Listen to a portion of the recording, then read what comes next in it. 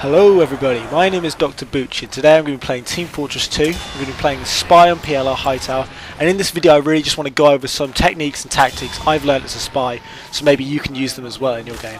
I'm going to go for the less obvious spy technique because you guys know how to cloak and how to backstab and stuff like that, and I really want to go for things that are less obvious so that you can pick up some more interesting tactics.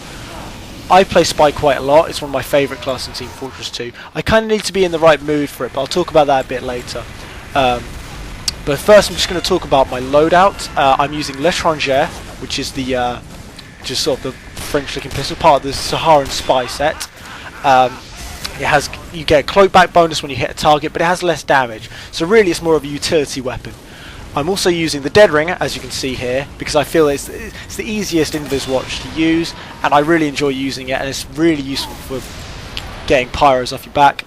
And I'm also going to be using the standard knife, since I just feel that's the best one. It's the most balanced, and I don't really need any other knives. So let's just go back to spy tips. So first thing, it's all about mindset for the spy. Remember, you don't have a lot of health, so you want to be going behind enemies. Take that in a non-sexual way. You really want to be going behind enemies and taking them out from behind, hence a backstab. You don't really want to be taking your enemies head on, you want to be covert. If you run straight in, chances are you're going to die, or if you're using the Dead Ringer, you'll waste your Dead Ringer. So as a spy, first thing first, mindset. Just remember, you can't take a lot of damage, you're not designed for taking a lot of damage, you've got to get the backstabs, you've got to be supportive in that sense. So let's talk about the Dead Ringer. So with the Dead Ringer, you really want to use it to your advantage. Don't just run around with it out. Otherwise, any damage gets hit on you will kill you instantly, and it'll be really obvious. So really, to make it more realistic, you want to have your Dead Ringer unequipped, and as you start taking damage, you want to quickly open it up so it looks like you've taken some damage and then died. If you leave it out, a few things can happen. One, if you get hit by an enemy, it looks like you had 1 health and died, which is really suspicious, especially to more experienced players. 2, if a pyro sets you on fire, the chances are their afterburn, their flamethrower will hit you and it will continue to burn, which gives you away completely. And also, if you have it out, damage with the Dead Ringer, you will become Dead Ringified. You will appear to as if you fell to your death. So really what you want to do is keep it out when you're in a risky area. Say maybe you're going to get like sniped or something, or maybe there's another spy trying to backstab you, or if your chance of getting hit by a crit soldier, anything that can take you out in one shot, you really want to have your Dead Ringer equipped for. Anything else, then you should really keep your Dead Ringer alright, even if it's a heavy. Get it ready, be ready to activate it, but don't just put it on because it'll look like you died instantly. And for a more experienced player, that'll be really obvious and they'll be looking for you. Another thing as spy I just want to talk about is another part of the mindset even is you really need to know where your escape routes are.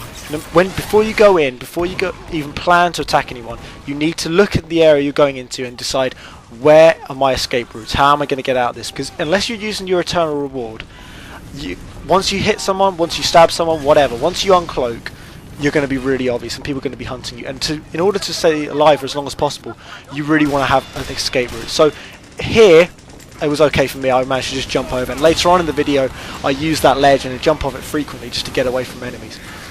Really what you want to do is just know where you're going before you decide to strike, and here I'm just getting a cheap kill.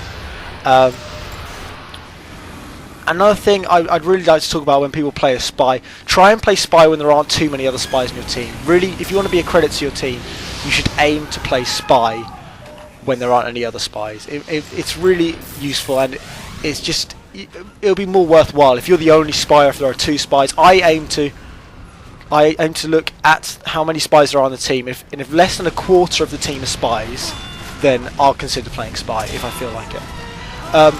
Another thing that I'm doing here is I'm using circuits. Now, this is quite a common technique with spies. Is once you're comfortable with where you're going and where the enemies are, if you know where they're coming from, you want to be able to make a circuit. So here I'm always coming back to this room right here, and then here I die because I go for the stab, I go for the face stab, it doesn't really work out.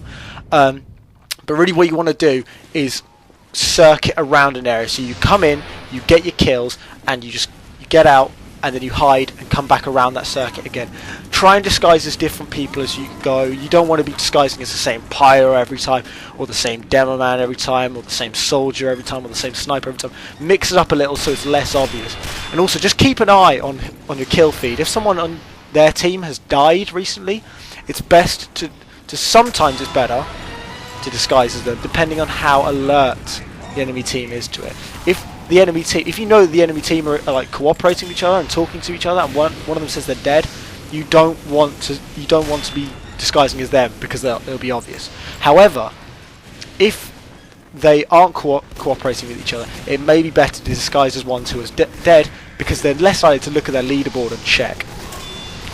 And also, it's less likely for someone to see you while you're disguised with them. Here I'm using my L'Étranger to take out that sniper. And L'Étranger, I use it a few times in this video.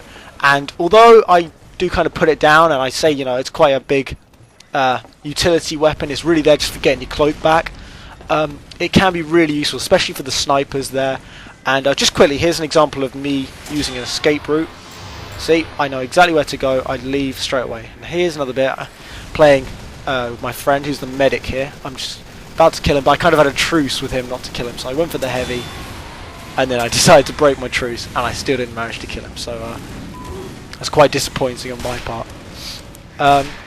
And I'll also, if anyone's interested, I'd like to go through some anti-spy tips, because when you play spy for a long time, you will learn how to go up against spies, and that's the same for any class. Once you play a class long enough, you'll learn its weaknesses, and then you'll be able to take on when you're not playing as that class. So some anti-spy techniques are spy check everything, and by that I mean everything. You know, even dispensers. No, I'm joking. Don't do that to dispensers. You're wasting your time. Spy check anyone who looks suspicious. In fact, spy checking anyone. It doesn't do much harm. Ammo's quite abundant in the game, so you should just spy check whatever you can. Here's me making a silly mistake by running into this group. I think I ended up dying. Again, here I am using the dead ringer against a pyro. It doesn't really work out. But anyway, you should always be spy checking. Anything that's on fire, you should be spy checking. Especially if it's a pyro that's on fire, because then it's obviously a disguised spy. And when you think you've killed a spy, you should check that they're not using the dead ringer. And the way to do that is to go and to my knowledge this still works, it definitely used to work, find where they drop their weapon. So let's say they were disguised as a pyro, they drop a flamethrower when they die, quote marks, and see if you can pick it up as ammo. If you cannot, then they are a dead ringer spy and they have not died. If you do pick up the ammo, then it means they are a dead ringer spy and they have died. That's simple. That should work in most cases. If you're in the heat of a fight, then the best thing to do is just to shoot places. And here I use the L'Étranger to take out this guy after a number of failed stabs. And it is kind of useful, that gun. But I just want to go back. I keep straying from the topic. I really just want to emphasize on spy checking, because I've been in so many games where I've just been able to, especially here, a lot of times when I just get really, really easy kills. And if these people had known and been spy checking, they would have been able to take me on. But other times, it doesn't turn out so well for me. Like here, I managed to get caught. But really, what you want to do is spy check. If you're going up against spies, if you know there are spies on the team, spy check. Really, it really does help. Also, you shouldn't ever stop moving. Ever. If you stop moving for more than 3 seconds, you're going to get backstabbed or shot by something. So it makes sense for you to just keep moving as much as you can. Even when you're a sniper, just move side to side, even or just change positions occasionally. And don't always stay scoped in. You want to keep an eye out for where you are and who's coming after you next. So that's another really good tip I'd like to give you. That's fairly self-explanatory.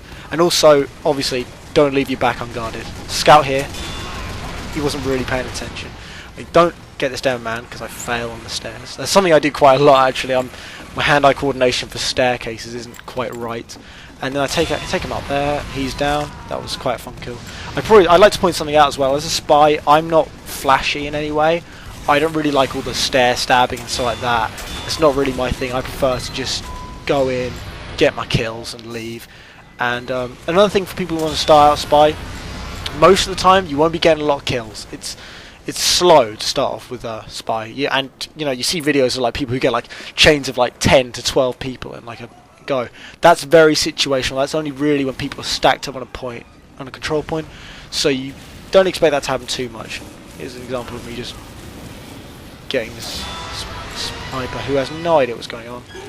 Take the heavy, and see, I'm using my circuits again, but here it doesn't quite work out, and I die. Thank you all for watching. I'm going to be putting up some more videos soon. If you like this video, please give it a like, and please stay tuned for more videos. Thanks a lot.